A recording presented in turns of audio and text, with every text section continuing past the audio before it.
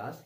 तो आज बेसिकली जो हमारे पास टॉपिक है वो है डीएनए फिंगर प्रिंटिंग। ठीक है, one of the most interesting chapter in molecular basis of inheritance. ठीक है, तो आज हम ये पता लगाएंगे कि जो आपका डीएनए फिंगर प्रिंटिंग है किस प्रकार से ये किया जाता है और किस प्रकार से हम लोग इसका यूज फॉरेंसिक जो साइंस होती है उसमें इसका यूज करते हैं, क्रिमिनल केसेस में किस प्रकार से इसका क्या यूज होता है। ठीक है, ओके। तो इससे पहले जो पहले हमने डिस्कशन किया था वो क्या था, हमने किस पे, लैक ओपरॉन मॉडल पे किया था, और उससे पहले हमने किया था डिस्कशन ह्यूमन जीनोम प्रोजेक्ट पे। ठीक है, ह्यूमन जीनोम प्रोजेक्ट पे जब चर्चा की गई, इतना ज्यादा पैसा खर्च किया गया, तो एक बात यहाँ पे बड़ी इंपॉर्टेंट सामने आई कि 99.9% जो डीएनए होता है वो सारे के सारे इंडिविजुअल्स में क्या होता है, सेम होता है। ठीक है ना, जो 99.9% जो डीएनए है वो सारे के सारे इंडिविजुअल्स में क्या है, सेम है।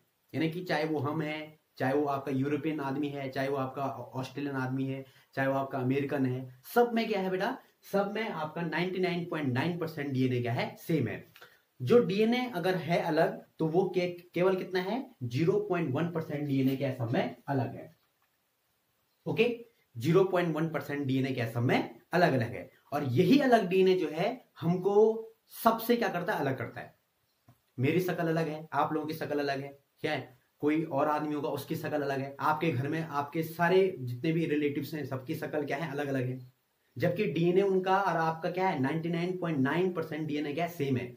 लेकिन 0.1% जो डीएनए अलग है उनका आपसे, उसी से आप क्या है, आप हो, और वो जो आपके रिलेटिव्स हैं वो हैं। आ रही बात समझ में? ठीक है, यानी कि 0.1% जो डीएनए है यही क्या है, अलग है।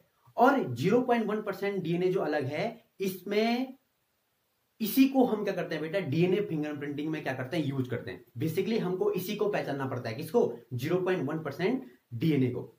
अगर 99.9% डीएनए सेम है तो इसमें तो हम, क्योंकि सबका डीएनए सेम है तो इसमें तो हमको पता नहीं चल पाएगा कि भाई कि इसका डीएनए अलग है, इसका डीएनए अलग है। ठीक है, तो 0.1% जो डीएनए अलग है इसी को हम क्या करते हैं, डीएनए फिंगरप्रिंटिंग में क्या करते हैं, यूज करते हैं। ओके, तो कैसे करते हैं?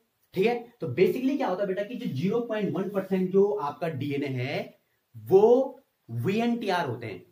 क्या होते हैं आपके, वीएनटीआर। तो ये वीएनटीआर क्या हुआ, तो ये ऊपर देखिए मैंने लिखा है यहाँ पे वीएनटीआर। वीएनटीआर का मतलब हुआ variable number of tandem repeats. Variable number of tandem repeats. देखिए, होता यह है कि आपके 0.1% जो आपका डीएनए है उसमें कुछ रिपीटेटिव क्या होते हैं, सीक्वेंसेज होते हैं। ठीक है ना, रिपीटेटिव सीक्वेंस का मतलब ये होगा, कुछ स्पेसिफिक सीक्वेंस ऐसे होंगे जो मेरे में होंगे। जैसे मान लिया जाए मेरे पास एक सीक्वेंस है, वो है आपका ATTGCAT। ये एक सीक्वेंस क्या है, मेरे पास है। ठीक ना, ATTGCAT ये सीक्वेंस मेरे पास है। ठीक है ना, ये जो सीक्वेंस है ये बार बार मेरे डीएनए में, जो 0.1% जो है ना डीएनए, उसमें बार बार मेरे में क्या हो रहा है, रिपीट हो रहा है। ये रिपीटेटिव सीक्वेंस है। ये हो सकता है 4 बार, 5 बार, बार बार क्या हो रहा है, रिपीट हो रहा है, बार बार क्या हो रहा है, रिपीट हो रहा है। ठीक है ना, यानी कि मेरे में ये सीक्वेंस क्या है, अलग है। आप में क्या होगा, अलग होगा। किसी थर्ड पर्सन में क्या होगा, ये सीक्वेंस क्या होगा, अलग होगा। और इसी सीक्वेंस को हम क्या बोलते हैं, variable number of tandem repeats. हो सकता है कि ये सीक्वेंस मेरे पे 8 बार क्या हो, रिपीट हो। ठीक है ना, हम क्या करते हैं, इसी सीक्वेंस को क्या करते हैं, आइडेंटिफाई करना पड़ता है हमको। होल डीएनए को हम आइडेंटिफाई नहीं कर सकते हैं, हमको केवल यही डीएनए के जो आपके क्या है, ये रिपीटेटिव सीक्वेंस है, इन्हीं को क्या करना पड़ता है, बेसिकली हमको पहचानना पड़ता है, इसको निकालना पड़ता है। आ रही बात समझ में? अब जो आपका जो ये वीएनटीआर है, ये बेसिकली 10 बेस पेयर से 100 बेस पेयर तक का क्या हो सकता है, एक सीक्वेंस हो सकता है। ठीक है ना, 10 बेस पेयर से 100 बेस पेयर तक का क्या हो सकता है, एक सीक्वेंस ये हो सकता है। किसी में 10 का होगा, किसी में 21 का होगा, किसी में 25 का होगा, किसी में 30 का होगा, किसी में 35 का होगा, हो सकता है किसी में 100 का सीक्वेंस हो लंबा। ठीक है, सब में क्या होगा, ये अलग अलग होगा। ठीक है ना, अब ये क्वेश्चन अराइज होता है कि क्या मेरा डीएनए किसी के साथ मैच कर सकता है, या किसी का डीएनए मेरे डीएनए के साथ किसी का डीएनए मैच कर सकता है? कर सकता है, लेकिन इसकी पॉसिबिलिटी बहुत कम होती है। मतलब कि 300 मिलियन कोई पर्सन में एक पर्सन ऐसा होगा, 2 लोग ऐसे होंगे जिनका डीएनए का होगा मैच होगा। 300 मिलियन, तो आप लगाइए कि लगभग लगभग सबका डीएनए क्या है, अलग अलग है। ठीक है ना। ओके, अब जो है हमारे पास कि हम ये पता कैसे लगाते हैं, ठीक है, हम डीएनए फिंगरप्रिंटिंग को यूज कैसे करते हैं, इसका हम लोग किस प्रकार से क्या करते हैं, स्टेप बाय स्टेप इसको क्या करते हैं, यूज करते हैं। इसको जानने से पहले आपको एक चीज और बता दूं, यहां पे आपको पता होना चाहिए कि आपका जो डीएनए है, ठीक है ना, वो क्रोमोसोम का ही एक पार्ट होता है। ठीक है, तो आपको पता होना चाहिए कि भाई क्रोमोसोम्स जो आपके न्यूक्लियस के अंदर होते हैं, ठीक है, इसके बाद क्रोमोसोम से मिलकर बना होता है आपका क्रोमेटिड्स, मैंने क्रोमेटिड्स के मिलकर बना होता है आपका क्रोमोसोम। ठीक है, उसके बाद क्रोमेटिन, उसके बाद solenoid, then nucleosome, then DNA और देन जीन। यानी कि gene is the part of DNA, DNA is the part of nucleosome, nucleosome is the part of solenoid structure, solenoid fibre भी बोलते हैं इसको हम लोग। Solenoid fibre is the part of chromatin material, chromatin material is the part of chromatids, और 2 chromatids क्या बनाते हैं बेटा, क्रोमोसोम बनाते हैं। ठीक है ना। ओके, तो स्टार्ट करते हैं डीएनए फिंगरप्रिंटिंग, किस प्रकार से हम डीएनए फिंगरप्रिंटिंग को करते हैं। ठीक है, तो सबसे पहले ये जानना जरूरी होता है कि इस टेक्निक को किसने बताया, तो एलेक्स जेफरे एक साइंटिस्ट थे बेटा, उन्होंने सबसे पहले क्या किया था, इस टेक्निक को क्या किया था, इजाद किया था, बताया था। अब देखिए सबसे पहले इसमें स्टेप आता है बेटा डीएनए आइसोलेशन, ये है डीएनए आइसोलेशन। ठीक है, डीएनए आइसोलेशन का मतलब ये होगा कि मुझे वो डीएनए खोजना पड़ेगा। मान लीजिए कहीं पे किसी का मर्डर हो रखा है, ठीक है, अब जब मर्डर हो रखा है तो कोई पुलिस वाले अगर वहां पे जाएंगे, कोई सीबीआई का इंस्पेक्टर वहां पे जाएगा, तो सबसे पहले क्या करेगा, वो सबसे पहले आपने देखा होगा मरे हुए इंसान के चारों तरफ क्या लगा देगा, एक चूना का इस प्रकार का मार्क लगा देता है ना। वो क्यों लगाते हैं, क्योंकि जो आपका जो मुजरिम होगा, हो सकता है कि उससे उसके खिलाफ जो सबूत मिलेंगे हमको इस के चारों तरफ ही क्या हो सकता है, मिल सकते हैं। ठीक है ना।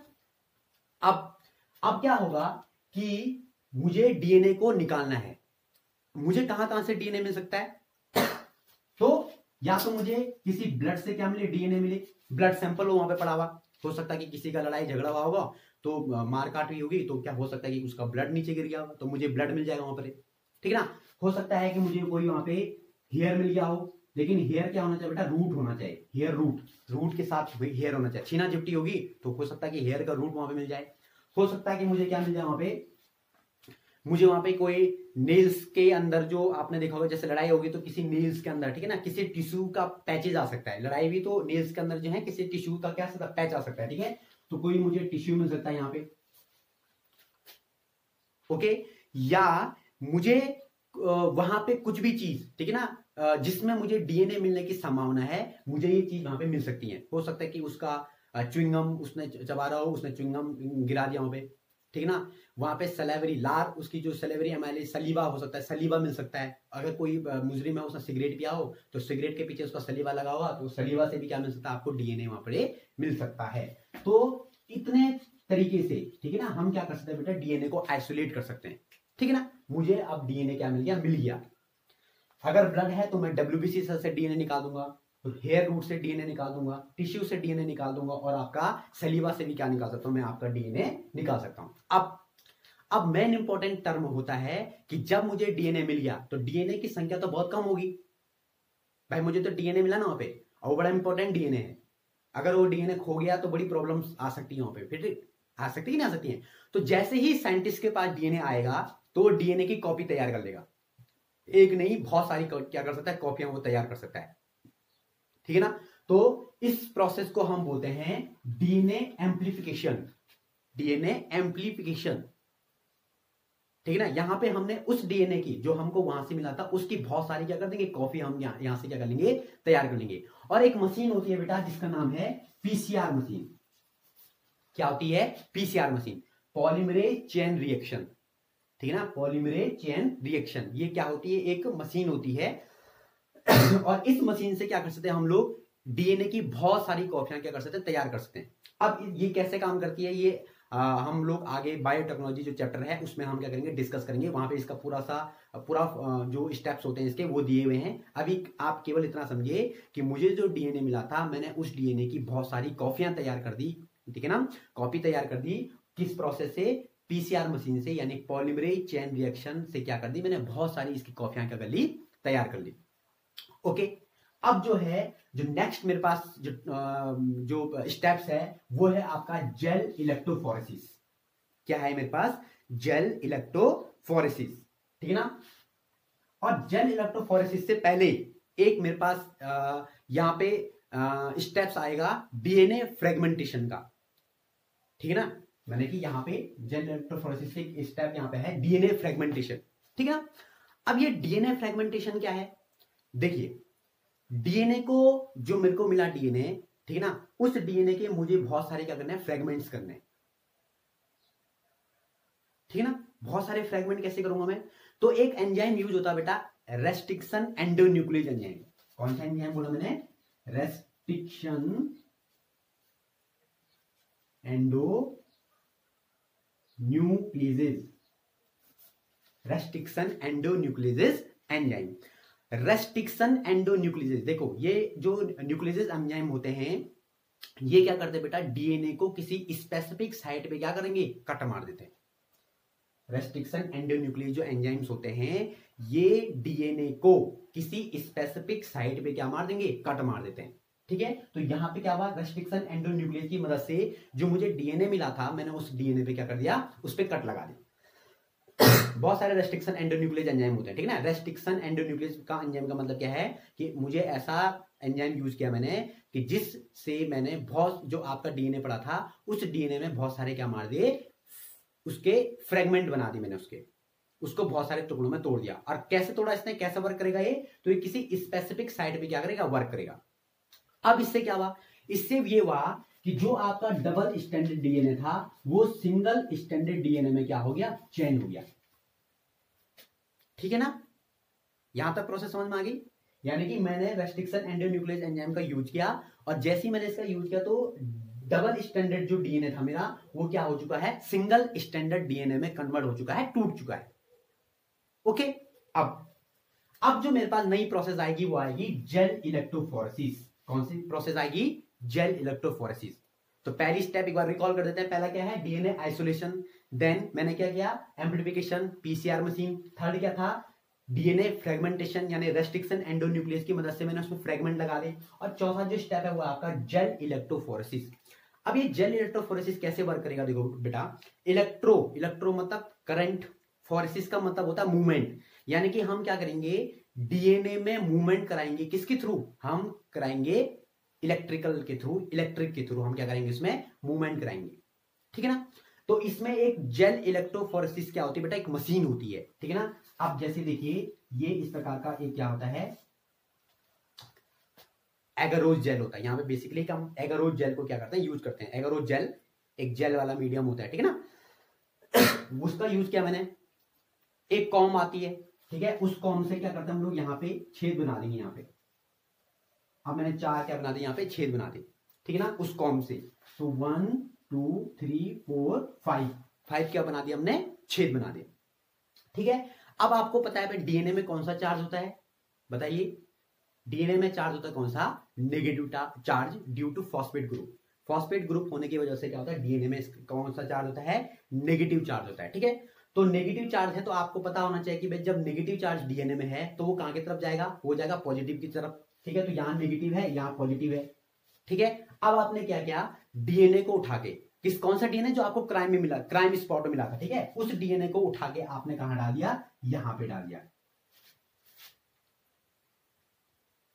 ओके। यहां पे क्या डाल दिया आपने, उसको, उस डीएनए को डाल दिया। अब सेकंड नंबर पे किसका डीएनए डालेंगे, सेकंड नंबर पे उसका डीएनए डालेंगे जिसपे आपको शक है, यानी सस्पेक्ट नंबर 1, इसका डीएनए हम यहां पे डालेंगे।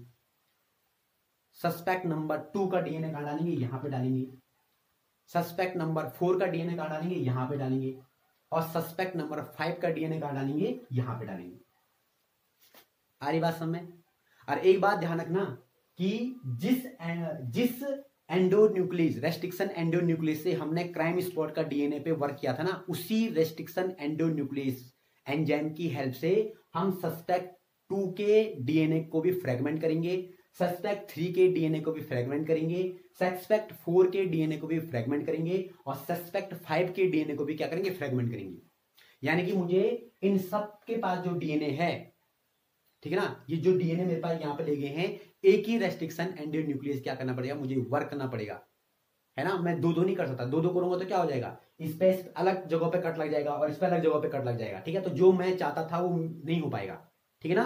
तो जो रेस्ट्रिक्शन एंडोन्यूक्लियस मैंने जो आपका जो क्राइम स्पॉट वाला डीएनए है उस पे कट मारा है, तो वही चारों के चारों जो आपके पास जो पर्सन है, जो सस्पेक्ट हैं, उन पे भी क्या करोगे आप, वही क्या लगाओगे, कट लगाओगे, ठीक है ना, रेस्ट्रिक्शन एंडोन्यूक्लियस या यूज करोगे आप। अब क्या होगा, देखिए अब क्या होगा कि जो आपके रेस्ट्रिक्शन जो एंडोन्यूक्लियस से जो आपको फ्रेगमेंट मिले थे, तो क्या एक ही लेंथ के होंगे, नहीं, वो अलग अलग लेंथ के होंगे, ठीक है ना। इसीलिए हम इसको, जो हमको डीएनए यहां पे मिलता है, इसको हम RFLP बोलते हैं। देखो लिखा है यहां पे, है ना, जो हमको डीएनए यहां पे मिला वो हमको मिला RFLP, रेस्ट्रिक्शन एंडोन्यूक्लियस से मदद से फ्रेगमेंट की, तो रेस्ट्रिक्शन फ्रेगमेंट लेंथ, जो लेंथ मिला हमको, पॉलीमॉर्फिज्म यानी अलग अलग लेंथ के हमको क्या मिलेंगे, डीएनए मिलेंगे। यहाँ पे जो मैंने रेस्ट्रिक्शन एंडोन्यूक्लियस की मदद से जो डीएनए कट लगाया था ना, तो कट लगाने के बाद जब मुझे सिंगल स्टैंडर्ड डीएनए मिला ना, तो वो अलग अलग लेंथ के डीएनए मिले मेरे को। कोई लंबा होगा, कोई छोटा होगा, कोई और छोटा होगा, कोई और छोटा होगा, कोई बहुत लंबा होगा, अलग अलग साइज के क्या मिलेंगे मेरे को, अलग अलग लेंथ के मेरे को क्या मिलेंगे, डीएनए मिलेंगे, ठीक है। तो लेंथ के अकॉर्डिंग, अपनी अपनी लेंथ के अकॉर्डिंग क्या होगा, ये डीएनए इस जेल इलेक्ट्रोफोरेसिस पे क्या करेंगे, चलेंगे। जो लंबा होगा, जिसकी लेंथ क्या होगी, ज्यादा होगी, वो धीरे चलेगा, तो धीरे चलेगा तो यहां तक जाएगा। जो सबसे छोटा होगा वो सबसे आगे भाग जाएगा, यहां चला जाएगा, ठीक है ना। जो मीडियम साइज का होगा वो यहां जाएगा, उसके बाद ये यहां जाएगा, इसके बाद ये यहां जा सकता है। आ रही बात समझ में। यहां भी वही होगा, बी वाले में भी ऐसी होगा, बी वाले में भी ऐसे होगा, सी वाले में भी ऐसी चलेगा, 4 वाले में ऐसे चलेगा, 5 वाले में भी क्या चलेगा, ऐसे चलेगा, ठीक है ना। इस प्रकार से चलेंगे वो, क्योंकि सबका डीएनए का लेंथ क्या है, अलग अलग है। सबका जो डीएनए का जो लेंथ है ना सबका, वो क्या है, अलग अलग है। हमने रेस्ट्रिक्शन एंडोन्यूक्लियस सबका एक ही कट मार रखा है। अरे बस में अब क्या करेंगे, अब जब मैंने यहां तक कर दिया, ठीक है, 120 मिनट तक हम इसको रखते हैं यहाँ पे, ठीक है, 120 मिनट तक मैंने यहां पर रखा इसको। तो आपको क्या होगा, जो लंबा फ्रेगमेंट होगा वो पीछे रह जाएगा, जो छोटा फ्रेगमेंट होगा वो आगे की तरफ हो जाएगा, खिसक जाएगा। अब मुझे एगारोज जेल पे, जो मुझे एगारोज जेल की सीट जो थी, इस प्रकार की सीट होती, वो उस सीट पे क्या मिल जाएगा, डीएनए के स्ट्रक्चर मिल जाएंगे जो चले हुए हैं आगे। और वो याद रखना, वो सिंगल स्टैंडर्ड क्या है, स्ट्रक्चर है, अंडरस्टैंड। अब क्या होता है बेटा, कि ये जो जेल पे मैंने क्या लगा रखा है, जो डीएनए मैंने लिया इस पे, ये जेल बड़ा क्या होता है बेटा, वीक होता है। वीक का मतलब क्या है, कि अगर जैसी मैं इस जेल को उठाना चाहूं वहां से, तो ये टूट सकता है, और टूटेगा तो फिर प्रॉब्लम आ जाएगी, फिर दोबारा करो, प्रॉब्लम आएगी नहीं आएगी। तो मुझे क्या करना है, मुझे एक और टेक्निक यहां पे करनी पड़ेगी, सडन ब्लॉटिंग। क्या करना पड़ेगा, सडन ब्लॉटिंग। सडन एक साइंटिस्ट है, इन्होंने क्या किया, इसको इजाद किया इस टेक्निक को। और ब्लॉटिंग का मतलब होता है छाप लेना, ठीक है। तो यहां पे मैं क्या करूंगा, इसके बाद या तो मैं कोई नायलॉन की शीट ले लूंगा, ठीक है, या तो मैं क्या करूंगा, कोई नायलॉन की शीट ले लूंगा, या तो कोई नाइट्रोसेल्यूलोज की शीट ले लूंगा, और उस नाइट्रोसेल्यूलोज की शीट या नायलॉन की शीट पे इस जेल इलेक्ट्रोफोरेसिस पे जो डीएनए था ना, उसका छाप ले लूंगा। अब मेरे पे छाप आ गया, यानी कि आप ये सीधे मानिए कि ये आपके पास क्या था, ये इस प्रकार से ये जेल इलेक्ट्रोफोरेसिस था। अब मैंने क्या किया, इसके ऊपर से वो लगा दिया, नायलॉन ले लिया, प्रेस किया। अब इस नायलॉन शीट पे, इस पे छाप आ गई इसकी, ठीक है। तो ये छाप ऐसी तो आएगा, जैसे ये देखे ना, ये अलग अलग लेंथ के चल रहे हैं, तो ऐसे आप ऐसे करोगे तो ये छाप मेरे पे पड़ गया, ठीक है ना। अब क्या होगा कि जैसे इस पे ये छाप इस पे पड़ जाएगा, तो इसको हम क्या बोलते हैं, इसको बोलते हैं हम लोग सडन ब्लॉटिंग। क्या बोलेंगे इसको, सडन ब्लॉटिंग टेक्निक। अब one of the most important ये स्टेप, हाइब्रिडाइजेशन। क्या है यहाँ पे, हाइब्रिडाइजेशन। तो यहाँ पे हाइब्रिडाइजेशन में क्या करेंगे हम बेटा, डीएनए प्रोब को यूज करेंगे। डीएनए प्रॉप को यूज करेंगे। अब ये प्रॉप क्या हुआ, देखिए आपके पास जो नायलॉन शीट पे जो डीएनए है वो सिंगल स्टैंडर्ड के हैं, समझ में आया, ठीक है ना। अब जब सिंगल स्टैंडर्ड के हैं तो वो क्या होते हैं बेटा, जब मैं उस नायलॉन शीट को देखूंगा ना तो मैं उसको ट्रांसपेरेंट होते हैं वो, मैं जो डीएनए का छाप तो उस पर आ रखा है लेकिन मुझे पता नहीं चलेगा कि भाई डीएनए कहां कहां पे चला हुआ है इसका, ठीक है ना। तो उसको पहचानने के लिए कुछ मैं क्या करूंगा बेटा, कुछ डीएनए प्रोब यूज करूंगा, कुछ रेडियो एक्टिव डीएनए को क्या करूंगा, यूज करूंगा मैं, ठीक है ना। अब क्या होगा, जैसे मान लीजिए सीट है, ठीक है, ये सीट है किसकी, नायलॉन सीट है। यहां पे क्या हुआ, यहाँ पे चले हुए थे, ये फ्रेगमेंट चले हुए थे ये यहाँ पे क्राइम स्पॉट वाला था 3, 4। अब क्या होगा, मैं यहाँ पे क्या डालूंगा, डीएनए प्रोब यूज कर दूंगा। अब डीएनए प्रोब डालने से क्या होगा, ध्यान रखना, आपको पता है भाई कि डीएनए के जो क्या होते हैं, जो न्यूक्लियोटाइड्स होते हैं या जो डीएनए के बेस पेयर्स होते हैं, उनमें एक टेंडेंसी होती है कि वो बहुत जल्दी क्या हो जाते हैं, हाइड्रोजन बॉन्ड बना लेते हैं। अगर टूट गया तो तुरंत हाइड्रोजन बॉन्ड बना लेगा, ठीक है ना। अब मान ले जाए कि यहां पे एक सीक्वेंस था टी टी ए, ठीक है ना, ये ऐसा लेंथ का था डीएनए था टी टी ए, ये मान लीजिए ये पहला ये सीक्वेंस था टी टी ए, ठीक है। मैंने डीएनए प्रोब डाला यहाँ पे, इस सिंगल स्टैंडर्ड का होगा ना यहाँ पे। अब मैंने प्रोब डाला, जैसे ही मैं प्रोब डालूंगा तो क्या होगा, यहाँ पे क्या होगा, ए और टी, ये इसके साथ जोड़ा बना देगा। अब जोड़ा बना देगा तो क्या होगा, जो नीचे वाला था इसकी खासियत क्या है, ये रेडियो एक्टिव है, रेडियो एक्टिव है तो चमकेगा, चमकेगा तो मुझे दूर से पता लग जाएगा भाई यहाँ पे डीएनए है इसका। अरे बस मैंने इस प्रकार से सारे के सारे जो आपके सिंगल स्टैंडर्ड डीएनए हैं वो क्या हो जाएंगे, डबल स्टैंडर्ड के क्या हो जाएंगे, बन जाएंगे। और जब ये सिंगल स्टैंडर्ड के डबल स्टैंडर्ड के बन जाएंगे तो क्या होगा, मुझे आसानी से पता लग जाएगा भाई, क्योंकि एक स्टैंडर्ड तो उसमें क्या ट्रांसपेरेंट है, दूसरा क्या है उसमें, दूसरा उसमें क्या है, रेडियो एक्टिव है। अब मुझे पता लग गया, ठीक है। अब होगा इसमें फोटोग्राफी, फोटोग्राफी में हम लोग एक्सरे मशीन को यूज करेंगे, ठीक है। अब क्या होगा, देखिए ये ध्यान से देखिए, अब यहां पे जो आपके पास जो सीट आएगी उस सीट में क्या होगा बेटा, मान लीजिए ये 1 वाले का था, ठीक है ना, तो 1 वाले का था, ये ऐसा बनेगा, ठीक है। 2 वाला जो है उसका इस प्रकार से बन गया, ठीक है। 3 वाले का जो रहेगा वो ऐसा बनेगा। अब जो 4th वाला होगा, जो अब देखिए जो 1 वाला है ना, अब 4th वाला जो है दिख रहा है, जो 1 वाला जो है और जो 4th वाला जो है इसको मैच करो, ये सेम लग रहे कि नहीं लग रहे हैं, यानी कि ये यहां पे है, ये भी यहीं पे है, ये यहां पे है, ये भी यहीं पे है, ये यहां पे है, ये भी यहीं पे है। इसका मतलब जो क्राइम स्पॉट का डीएनए था वो इस 4th नंबर वाले के साथ क्या कर रहा है, मैच कर रहा है, और यही क्या है, चोर है। अरे बात समझ में। तो इस टेक्निक के द्वारा क्या करते हैं बेटा, हम लोग डीएनए फिंगरप्रिंटिंग को यूज करते हैं। ये स्टेप्स होते हैं इसमें, ठीक है ना, DNA isolation, DNA amplification, DNA fragmentation, gel electrophoresis, Southern blotting, hybridization, photography, और लास्ट में डॉक्यूमेंटेशन भी होता है। तो डॉक्यूमेंटेशन नॉर्मल कि इसकी डॉक्यूमेंट्री बनाएंगे, समझ में आई ना बात। तो लास्ट में हमने क्या किया, इस प्रकार से ये चीज यूज किया। पीसीआर मशीन यूज रखना है, यहाँ पे नाम याद रखना है, रेस्ट्रिक्शन एंडोन्यूक्लियस याद रखना है, नाइलॉन और नाइट्रोसेल्यूलोज है ना, यानी कि कौन सी है ये, sudden blotting, DNA probe use किया हमने यहाँ पे। तो ये पूरी टेक्निक जो है वो इस प्रकार से बड़ी सिंपल टेक्निक है ये डीएनए फिंगरप्रिंटिंग की। कुछ इसमें एक चीज आते हैं कि सैटेलाइट डीएनए, ठीक है ना, सैटेलाइट डीएनए आता है यूज। तो सैटेलाइट डीएनए कुछ भी नहीं है, जैसे माने मैंने डीएनए लिया, ठीक है ना, अब डीएनए लिया बेटा, तो जब मैं डीएनए को लूंगा, कहां से, कौन सा वाला डीएनए, जो डीएनए आइसोलेशन किया मैंने, ठीक है ना, जो मैंने ब्लड मिल गया मेरे को, उसमें से डीएनए निकाल दिया मैंने, क्राइम स्पॉट वाला डीएनए, वो मैंने जब डीएनए लिया तो मैं क्या करूंगा बेटा, कि मुझे कौन सा डीएनए चाहिए, मुझे चाहिए आपको 0.1% वाला डीएनए, मुझे 99.9 वाले परसेंटेज डीएनए से कोई मतलब नहीं है, क्योंकि मेरा काम का डीएनए कौन सा, उसमें 1% डीएनए, जो 0.1% डीएनए है वो मेरे काम का है, बाकी 99.9% डीएनए मेरा काम का है नहीं।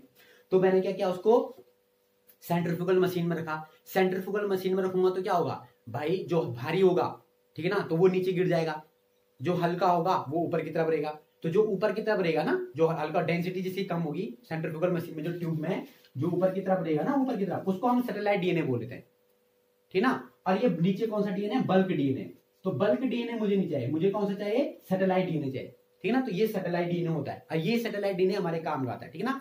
इसका माइक्रो सैटेलाइट होते हैं, मिनी सैटेलाइट होते हैं। तो माइक्रो सैटेलाइट 1 से लेकर 10 तक की बेस पेयर के, ठीक है ना। तो वो ज्यादा वो नहीं है, हमने कल इतना पढ़ लिया, VNTR यानी variable number of tandem repeat. कई बार एग्जाम में आता है कि डीएनए फिंगरप्रिंटिंग की जो आपकी जो टेक्निक है इस पे डिपेंड करती है ये। तो इसका जो मेन जो वो है आपका, वो क्या है, जो मेन रूल है या मेन जो थीम बोल सकते हैं हम लोग, वो क्या है, ये variable number of tandem repeats, ठीक है ना। जो हर आदमी में जो टैंडम रिपीट्स जो हो रहे हैं अलग अलग आ रहे हैं, है ना। मेरे में अलग है, आप में अलग है, सब में क्या है, अलग अलग प्रकार का क्या है, टैंडम रिपीट्स है। तो यही हमारे काम का है और कोई हमारे काम का नहीं है, ठीक है।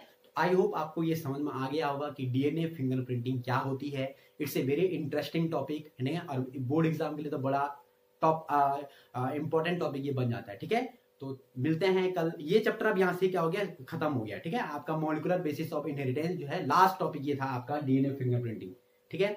नेक्स्ट देखते हैं हम लोग बायोटेक्नोलॉजी। आप मुझे बताना कि अगर बायोटेक्नोलॉजी स्टार्ट करनी है तो बायोटेक्नोलॉजी स्टार्ट करेंगे, और अगर इवोल्यूशन वाला स्टार्ट करना है तो इवोल्यूशन को क्या करेंगे, स्टार्ट करेंगे। तो तब तक के लिए बाय।